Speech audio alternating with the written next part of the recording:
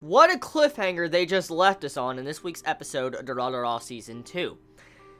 So who would attack Henri? That's the question I'm wondering right now, because the only person that would probably want to attack Henri is if you know she has Psycha.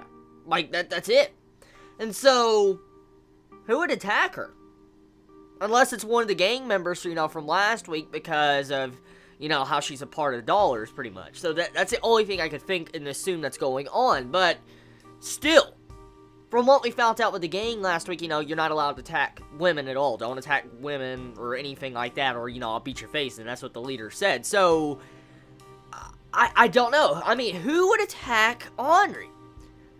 I really don't know. So, the cliffhanger has me wondering, like, okay, so who would possibly attack her? But regardless of that, moving into the other segments of this episode. So, this episode is split into multiple different parts. Like, there's a lot of things going on this episode and building up. Like, there's a lot of information in this episode, which is quite crazy. Once again, I just want to make this statement. Season 2 of Durarara, there's just so much information compiled into an episode. Like, it feels like there's just so much you gotta grasp at in each individual episode compared to Season 1. Like, Season 1, as I've said multiple times, it was a little bit slower paced. But with these recent episodes, it's like there's just so much going on. And I'm like, oh my god. But it's still entertaining and it's really fun. So, we have one main point going on in this episode, and it all seems to tie in with this little girl that stabbed Shou in the last week's episode. The little yandere girl, little lolly yandere girl that stabbed him. Well, she is one of the main plot points of this current arc we're getting into,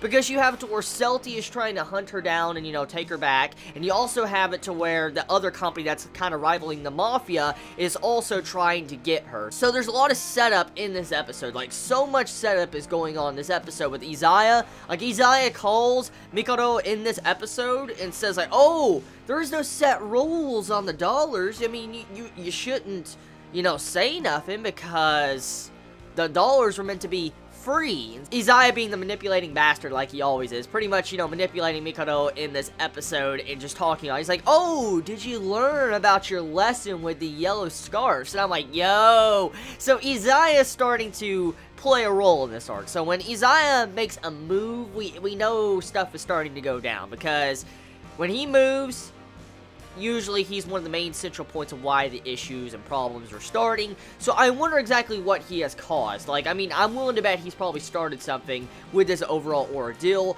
because I still want to know more about this little girl that decided to stab Shou, because what's really interesting about it is that in the last week's episode, as we saw the little, narration of Izaya talking about how he can manipulate hearts and stuff, and how he can get someone to kill someone else, depending on how they are, even an innocent person killing someone while being innocent, and that felt like Izaya set up this entire ordeal with this little girl trying to stab Shou.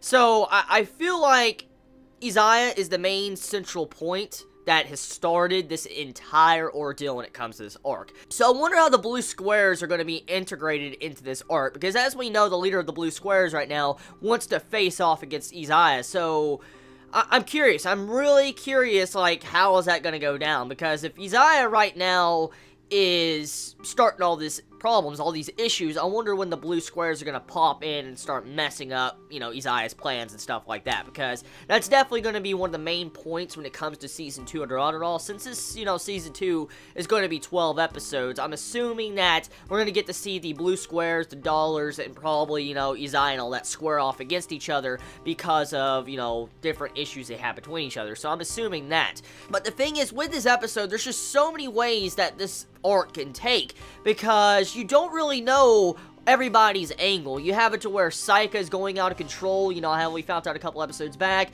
to where how this person is attacking, Henri at the end of the episode. You have to where Izaya right now, he's manipulating everybody. You have to where the blue squares are kind of back in action, they're starting to do things. You have to where Masumi is, off doing whatever is somewhere, and, he's disconnected from our main male character.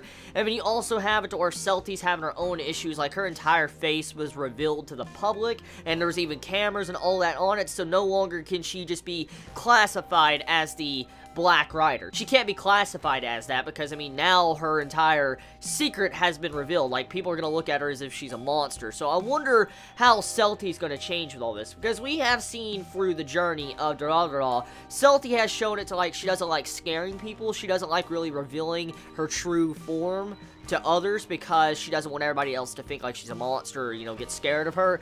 And so I wonder how she's going to feel once everybody starts realizing what's really under, you know, the biker helmet. So we'll have to see where that goes. But overall, the episode, it's very plot-driven. Like, there's just so much going on, and you can get so much from this episode what direction it's going to take, and I'm willing to bet there's probably some forms of foreshadowing in this episode, so can't wait to see some foreshadowing take place. Speaking of foreshadowing, a bunch of Chibits last week, when I was reading through the comments of the last episode review, a bunch of Chibits told me they were disappointed that I did not mention the smirk or smile of Mikado in last week's episode, and I'm thinking, like, I saw it.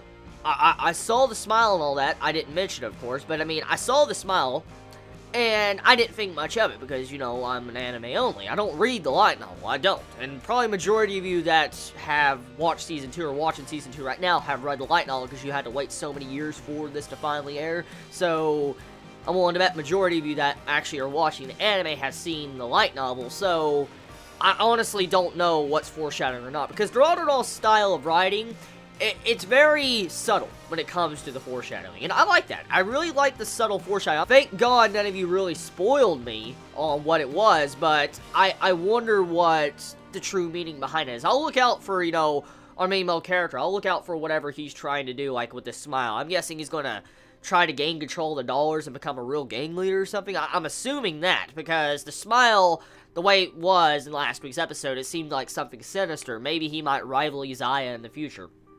Who knows? So, tell me your thoughts in the comments below. I mean, how do you feel about this week's episode of Durarara Season 2? Tell me your thoughts. You all have a wonderful day or not wherever you live. Please be safe. Chibi out.